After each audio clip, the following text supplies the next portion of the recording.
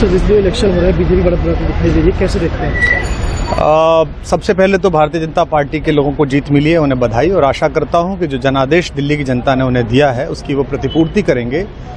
और वे सब आम आदमी पार्टी के लाखों करोड़ों कार्यकर्ता जो अन्ना आंदोलन से आए, जिनके बहुत ही निश्चल, निष्पाप और बड़े भारत की राजनीति को बदलने के सपने की हत्या एक निर्लज्ज, नीच, मित्रहंता, आत्ममुग्ध और चरित्रहीन व्यक्ति ने की, उसके प्रति तो क्या संवेदना। दिल्ली को उससे मुक्ति मिली। और मैं ये जानता हूं कि अब जो आम आदमी पार्टी में लोग बच गए थे सत्ता के लोभ में, लालच में, पदों के लिए, उस पैसे के चक्कर में, वे सब भी अब वापस जाएंगे, लौटेंगे, कुछ अपने व्यवसायों में लौटेंगे, कुछ पार्टियों में चले जाएंगे। और पतन यहाँ से प्रारंभ हुआ है उन लोगों का। मेरे लिए कोई प्रसन्नता का और दुख का विषय नहीं है, मैं बीच में खड़ा हूँ। प्रसन्नता इस बात की है कि करोड़ों लोगों ने आशा लगाई थी, करोड़ों लोगों ने, लोग अपनी नौकरियां छोड़ के आए थे, व्यवसाय छोड़ के आए थे, दुश्मनियां ली थी लोगों ने, उन सब की हत्या एक आत्ममुग्ध आदमी ने, एक चरित्रहीन आदमी ने अपनी निजी महत्वाकांक्षाओं की पूर्ति के लिए की। उसको दंड मिला, ईश्वरीय विधान से दंड मिला। प्रसन्नता इस बात की भी है कि न्याय हुआ।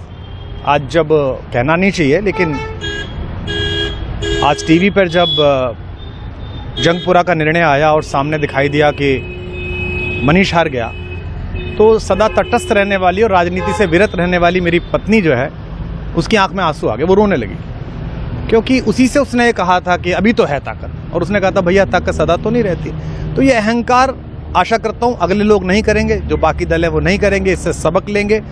और दिल्ली के नागरिकों को मैं अच्छे शासन के लिए बधाई देता हूँ। अब भारतीय जनता पार्टी अपने नेतृत्व में सरकार बनाकर दिल्ली के जो दुख थे पिछले 10 वर्ष के, उन्हें दूर करे। और आम आदमी पार्टी के समस्त कार्यकर्ताओं को कहता हूँ कि आपने जिस किसी भी लोभ लालच में, सब कुछ जानते हुए एक ऐसे व्यक्ति के समर्थन में काम किया जिसने अपने मित्रों की पीठ में झुरा घोंपा, गुरु को धोखा दिया, अपने साथ कंधे से कंधा मिला के लड़ने वाली महिलाओं को अपने घर लाके पिटवाया, अपनी निजी सुख और साधन के लिए जनता का पैसा खर्च किया, अब उससे आशा लगानी छोड़ें, अब बाहर निकलें, अपना अपना जीवन देखें। मुझे राघवेंद्र सरकार राम की कृपा मिली, जिनका ये घर है, जिनकी कृपा से मैं यहाँ खड़ा हूँ। मुझ पर कृष्ण कृपा हुई कि मैं इस निर्लज्ज सर्कस से बाहर आ सका। मैं उन सब से भी अच्छे भविष्य की कामना करता हूँ कि वो कोई गंदगी ना फैलाएं कहीं भी, वो लौट जाएं अपने शिविरों में।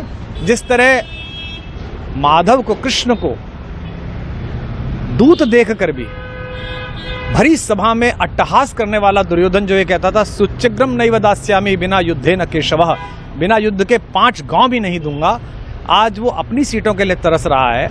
और मुझे पता है कि इस दुर्योधन का अंत भी टूटी हुई जंघा के साथ बड़ा ही दारुण होगा। और भारतीय राजनीति एक कलंकित अध्याय के रूप में इस बौने दुर्योधन को और इसके दरबार के तमाम शकुनियों को याद करेगी।